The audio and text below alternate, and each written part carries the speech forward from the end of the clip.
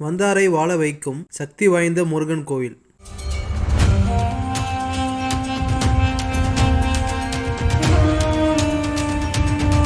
உலகில் அமைந்து உள்ள முருகன் திருவுருவ சிலைகளில் மிக உயரமான 7 அடி உயரம் கொண்ட முருகன்.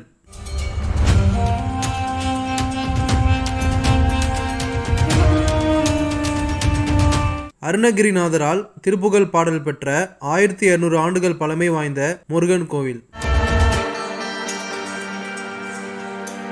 வணக்கம் விவஸ், இன்னைக்கு நம்ம வீடியோவில் வல்லக்கோட்டை முருகன் கோயிலை பற்றி தான் பார்க்க போகிறோம். முதலில் இந்த கோயில் எங்கு உள்ளது, எப்படி செல்லலாம் என்று பார்க்கலாம். ஸ்ரீபெரும்புதூரில் இருந்து 10 கிலோமீட்டர் தொலைவில் வல்லக்கோட்டை என்ற இடத்தில் இக்கோவில் அமைந்துள்ளது. இந்த இடம் காஞ்சிபுரத்தில் இருந்து 32 கிலோமீட்டர் தொலைவிலும், தாம்பரத்தில் இருந்து முடிச்சூர் ஒரகடம் வழியாக 28 கிலோமீட்டர் தூரத்திலும் இக்கோயில் அமைந்துள்ளது. கோயிலோட அட்ரஸ் மற்றும் கூகுள் மேப் லிங்கை டிஸ்கிரிப்ஷனில் கொடுத்துருக்கேன், தேவைப்படுறவங்க பயன்படுத்திக்கோங்க. இப்பொழுது இந்த கோயிலோட வரலாறு மற்றும் சிறப்புகளை ஒவ்வொன்றாக பார்க்கலாம். அதுக்கு முன்னாடி இது போல அற்புதமான ஆலயங்களை பற்றி வீடியோஸ் பார்க்க என்னோட ரிமார்க்கபிள் ரமேஷ் சேனலை மறக்காம சப்ஸ்கிரைப் பண்ணிக்கோங்க. அப்போ தான் நான் போடுற வீடியோஸ் உங்களுக்கு ரெகுலராக வரும். வல்லக்கோட்டை முருகன் கோயில் இப்போ ரீசெண்டாக தான் ஜூலை 7ஆம் தேதி முழுமையாக புதுப்பித்து நன்னீராட்டு விழா நடைபெற்றுள்ளது. நீங்கள் வீடியோலேயே பார்க்கலாம். கோயில் ஃபுல்லாக புத்தம் புதுசாக பெயிண்ட் பண்ணி அழகாக கதை சொல்லும் ஓவியங்களை பார்க்கலாம். பொதுவாக கோயில் கும்பாபிஷேகம் நடந்து 42 நாட்களுக்குள் கோயிலுக்கு செல்வது மிகவும் நல்லது. ஸோ விரைவில் நீங்களும் சீக்கிரமாக வல்லக்கோட்டை முருகன் கோயிலுக்கு போயிட்டு வாங்க. இப்பொழுது இந்த கோயிலோட வரலாறை பற்றி முழுமையாக பார்க்கலாம். பகீரதன் என்ற மன்னன் இளஞ்சி என்னும் தேசத்தில் உள்ள சலங்க கொண்டபுரம் என்ற நகரை சிறப்புடன் ஆட்சி செய்து வந்தான். அந்த மன்னனை காண ஒரு முறை நாரத முனிவர் வந்திருந்தார். தான் சிறப்பான ஆட்சியை வழங்கும் ஒப்பற்ற அரசன் என்னும் ஆணவத்தில் இருந்த மன்னன் நாரதரை மதிக்காமல் அவமதித்து அனுப்பி வைத்தான். இதனால் கோபம் கொண்ட நாரத முனிவர் அருகில் இருந்த காட்டுக்கு சென்றார். அங்கு வழியில் கோரன் என்ற அசுரனை சந்தித்தார். அவனிடம் பகீரத மன்னன் தன்னை யாரும் வெல்ல முடியாது என்ற ஆணவம் கொண்டுள்ளான், நீ அவனை வெற்றி கொண்டால்தான் உன்னுடைய வாழ்க்கை முழுமையாக வெற்றி பெற்றதாகும் என்றார். இதையடுத்து கோரன் என்ற அசுரன் பகீரத மன்னன் மீது போர் தொடுத்து அவனை வென்றான். பகீரத மன்னன் தனது ஆணவத்தால் நாட்டையும் செல்வங்களையும் இழந்து காட்டுக்கு சென்றான். அங்கே அவனுக்காக காத்திருந்தார் நாரத முனிவர். பகீரத மன்னன் நாரத முனிவர் காலில் விழுந்து தன் தவறை எண்ணி வருந்தி மன்னித்து அருளும்படி வேண்டினார். நாரத மனம் இறங்கி துர்வாச முனிவரிடம் சென்று முறையிடு, உனக்கு நல்ல வழி பிறக்கும் என்று கூறி அனுப்பி வைத்தார்.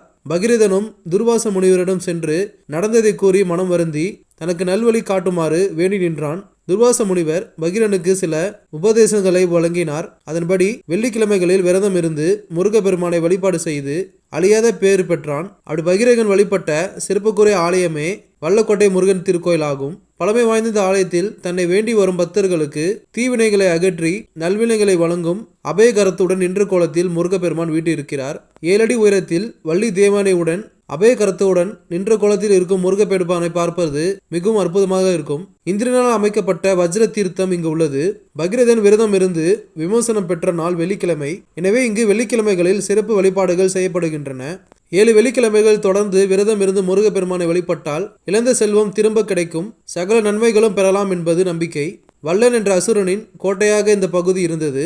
அந்த அசுரன் தேவர்களை மிகவும் துன்புறுத்தி வந்தான். இதை அடுத்து தேவர்கள் முருகப்பெருமானிடம் சென்று முறையிட்டனர். முருகப்பெருமானும் தேவர்களின் துயரத்தை துடைக்க எண்ணினார். அதன்படி அசுரனை அழித்து அவனுக்கு முக்தி அளித்தார். மேலும் அசுரனின் வேண்டுகோள்படி இந்த ஊர் வல்லன் கோட்டை என்ற சிறப்பு பெயரும் பெற்றது. அந்த வல்லன் கோட்டையே தற்பொழுது மருவி தற்பொழுது வல்லக்கோட்டை என்று அழைக்கப்படுகிறது. இப்போது இந்த ஆலயத்தோட அமைப்பை பத்தி பார்க்கலாம். கோயிலுள் நுழையும் வாசல் ஒரு மண்டபம் போல அமைப்பில் உள்ளது. உள்ள வளர்ந்ததும் இடதுபுறம் விநாயகர் சிலையை பார்க்கலாம். விநாயகரை வணங்கிவிட்டு தான் நம்ம உள்ளே செல்ல வேண்டும். கோயிலில் எங்கு பார்த்தாலும் கண்கவரும் சிற்பங்களும் ஓவியங்களும் காண முடிகிறது. முதலில் முருகப்பெருமானை தரிசனம் செய்யலாம். முருகப்பெருமானின் மயில் வாகனம் முருகருக்கு எதிராக இருப்பதை நம்ம காண முடிகிறது. முருகன் கருவறை இருக்கும் முன் மண்டபத்தில் அறுபடை வீடுகளின் ஓவியங்களும் அழகாக உள்ளது.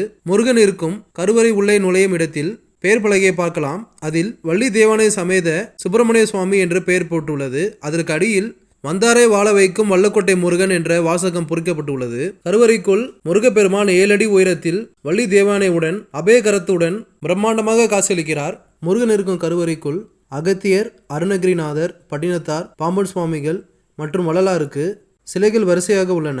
கோவில் பிரகாரத்தில் விஜய கணபதி, சண்முகர், தேவி கருமாரி, உற்சவர் ஆகியோரது சன்னதிகள் காணப்படுகின்றன. கோயில் பின்புறம் இந்திரனால் அமைக்கப்பட்ட வஜ்ர தீர்த்தம் எனப்படும் மிகப்பெரிய குளத்தை பார்க்கலாம். குளமும் ரொம்ப அழகாக மெயின்டைன் பண்ணிட்டு இருக்காங்க. இந்த குளம் பார்ப்பதற்கு மிகவும் அற்புதமாக உள்ளது. மற்றும் கோயில் கோபுரம் உள்ள இடத்தில் பைரவர், கடம்பன், இடும்பன் ஆகியோருக்கு சன்னதிகள் உள்ளன.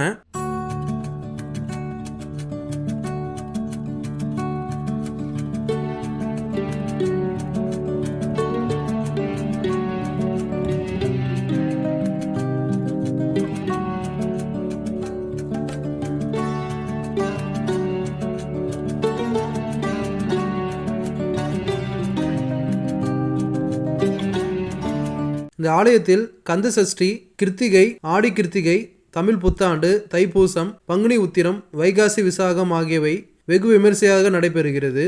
இக்கோவில் அருணகிரிநாதரால் பாடல் பெற்ற தலம்.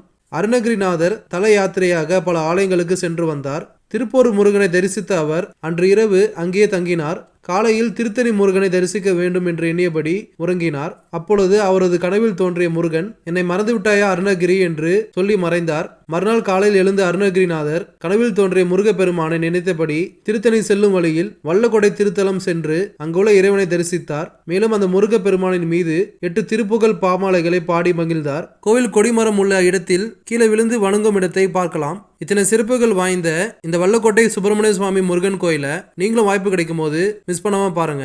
மீண்டும் இது போல அற்புதமான ஆலயத்தில் சந்திக்கலாம். தொடர்ந்து இது போல அற்புதமான ஆலயங்களை பத்தி வீடியோஸ் பார்க்க என்னோட ரிமார்க்கபிள் ரமேஷ் சேனலை மறக்காம சப்ஸ்கிரைப் பண்ணிக்கோங்க. ஓம் சரவண பவா. நன்றி, வணக்கம்.